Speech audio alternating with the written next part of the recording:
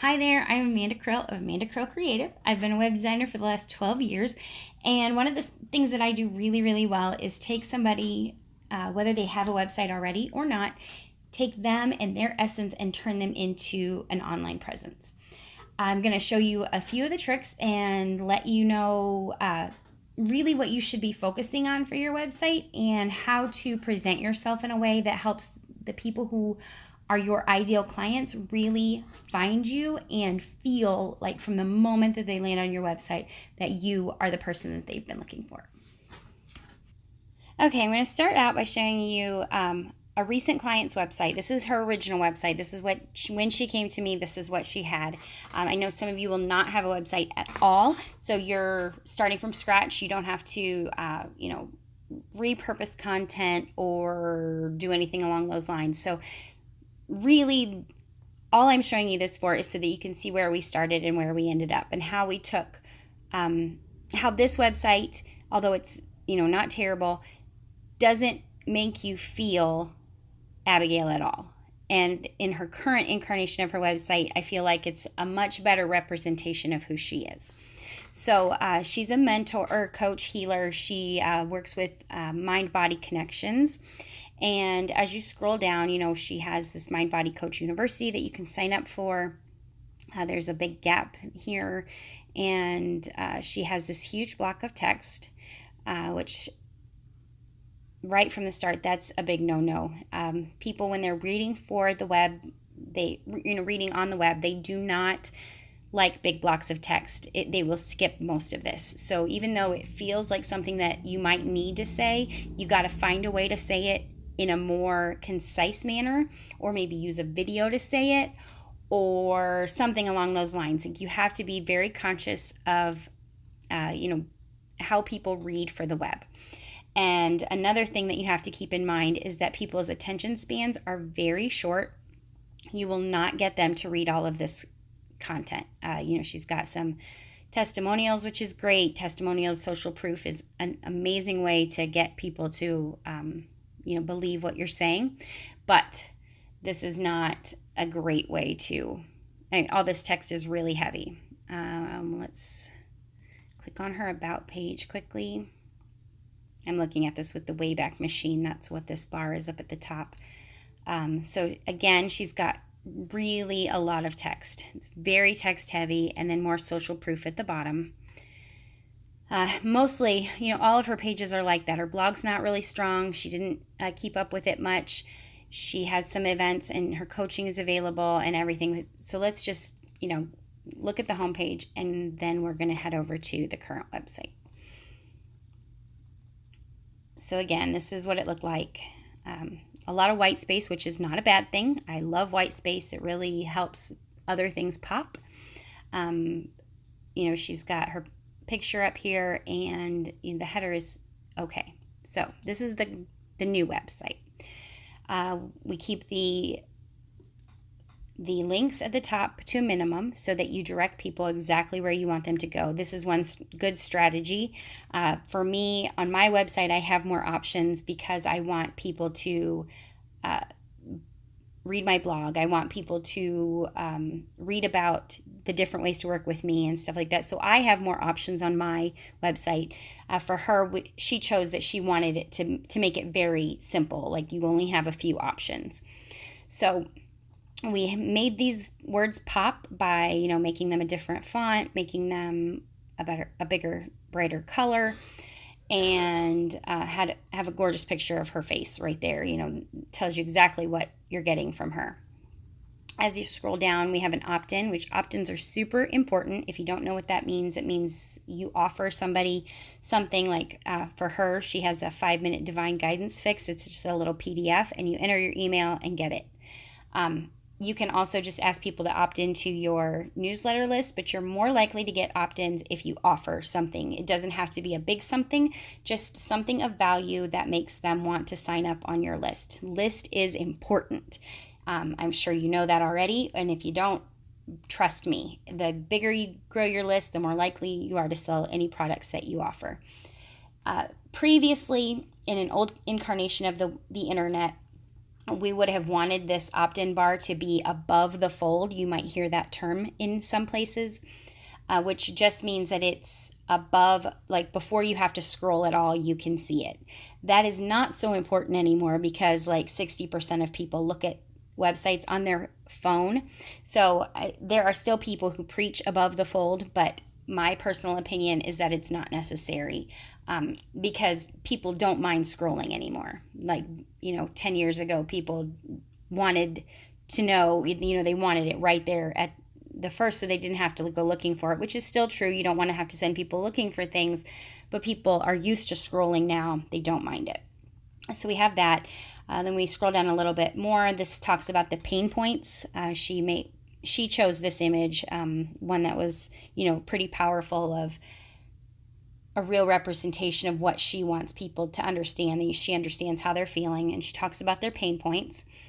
And then we scroll down here, and it gets a lot brighter, more white space, and we talk about what she can do for them. So we cut down the message quite a bit. It's still kind of text heavy, but I feel like everything that's here needed to be here. And then we have another picture of her with the about me, another place to opt in. This is why the above the fold's not so important, because you give them several options to opt in. Basically, this, instead of having a full about me page, this is more of a one-pager website where you can get the about information right here. Scroll down, and then, just some inspirational, this is how Abigail can help you things.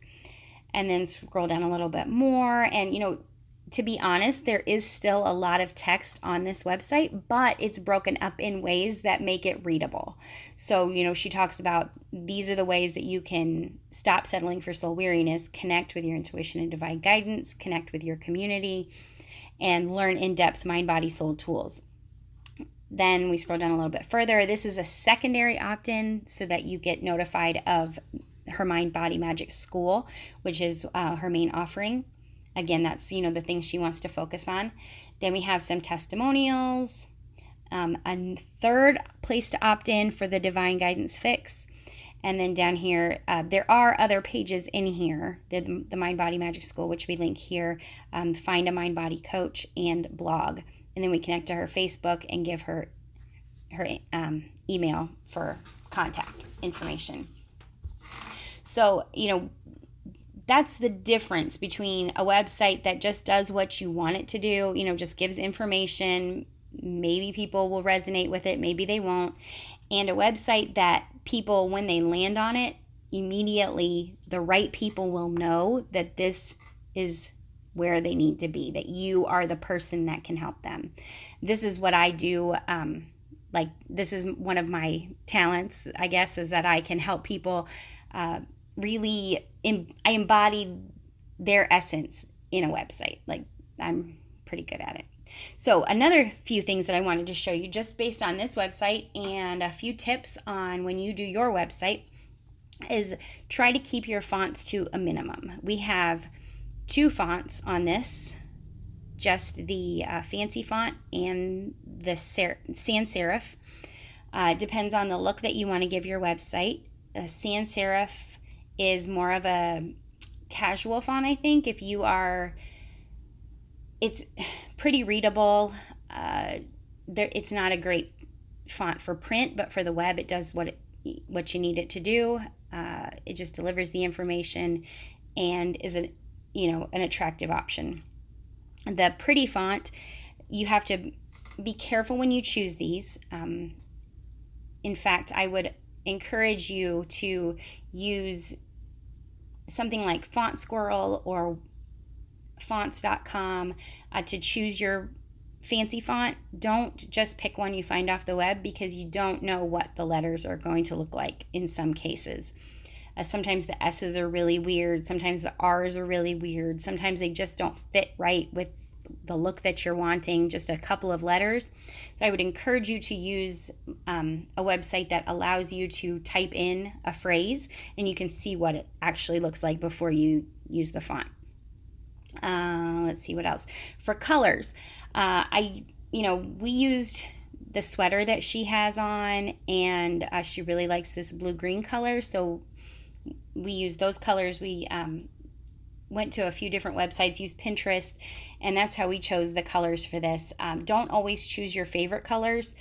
Your favorite colors, while they may be, a good representation of your personality, they may not look great on the web. Some people love yellow, and in general, yellow is a terrible color to use on a website. So Design Seeds is a really great site to use for finding color palettes. This is the one I direct my clients to. You can, first of all, the website's gorgeous, but you can peruse and just, click through. You can sort by color. You can sort by season. There's so many color options, and if you find 3 or 4 and you can narrow it down to what really will look good on a screen, that's what you're looking for. As far as your pictures, Abigail got some amazing pictures. I have another client, Bronwyn, who has the greatest pictures I've ever seen, and she just had a college student take them. You don't have to pay a ton of money for really good pictures. Oh, and then I have a project that I'm working on that are my pictures. So I'm going to show you the differences. So Abigail had these professionally done. I'm not sure who took them. They're gorgeous. I love every picture that she had taken. They are absolutely beautiful. This is the kind of thing you're looking for. More horizontal landscape pictures than vertical, although you can use vertical in some aspects for the website. It's not great for making headers. It's not great for the spacing on a phone or on a computer. And so Bronwyn's pictures are equally as gorgeous. Her art one is the one that I love the most. They don't always have to be your face looking at the camera. They can also be, what you do, how you work. I love this picture. I just think it's absolutely amazing. Shows her work, shows her doing the work. Going for things like that will really help people feel you and what you're offering. And now, another thing that I want to say is this project is not up and running yet. I have next week as my goal target date to launch it. But so Just Boldly Go, it was my travel blog, and I've decided a couple weeks ago that I was going to change it from just being a travel blog to being an all-out encouraging women and helping women to step out and follow their dreams, just boldly go, be bold in their lives, and use a travel aspect to encourage creativity and whatever. So anyway, one of the things that was holding me back really hard was pictures. I needed new pictures. The person who normally takes my pictures could not do them, and I was starting to freak out, and I was going to just scrap the whole thing because I couldn't get the pictures. So I went out with my cell phone, which I have a Galaxy 9 and a tripod, and I set the timer on my phone, and I took the pictures for my website myself, just using a timer on my phone. So I just want to show you that it is possible. I mean, they're not like professional level gorgeous pictures or anything, but I love them, and I'm really happy with them. So, don't let the lack of a good photographer or the fact that you think you need to lose a little weight, don't let those things hold you back from moving forward. You figure out a way, have your kid take them, whatever, you can do it. And you can get really good pictures that fit you regardless of whether it's a professional photographer or not. So, and another website, this Bronwyn one, I'll show you really quick. She's an astrologer, an artist, and she does retreats and stuff. So I love her face. She's gorgeous. As we scroll down, we have hers, the 3 different ways that she mainly works with people. She still is an artist. She still does that stuff, but that's not what she wants to focus on. We left it in this navigation so that it's still there, but we're not focusing on it. So we've got these 3 areas. And then we scroll down. She made a video, just to kind of intro you so you get a feel for her, not just in photos, but an actual, this is how it is to work with her. And then made it really easy to book a consultation. Scroll down, and we added some blogs in here with a cool background. And that's it. Just a super simple, straightforward website to get her out there and let people really see, what she's got going on. So I hope that helps. I hope that you can get a feel for how to brand yourself and how to put yourself out into the world, and the choices to make on your website as far as, what to include, what not to include, how to keep the text to a minimum, and really focus on what you want people to click on. That's one big thing that you need to remember, is don't overload people. They are not going to go looking for stuff. They are not going to stay on your website long if you don't intrigue them, and just make it super easy for them to buy whatever it is that you're offering. So, all right, that's it. Have a great day. And if you have any questions, let me know.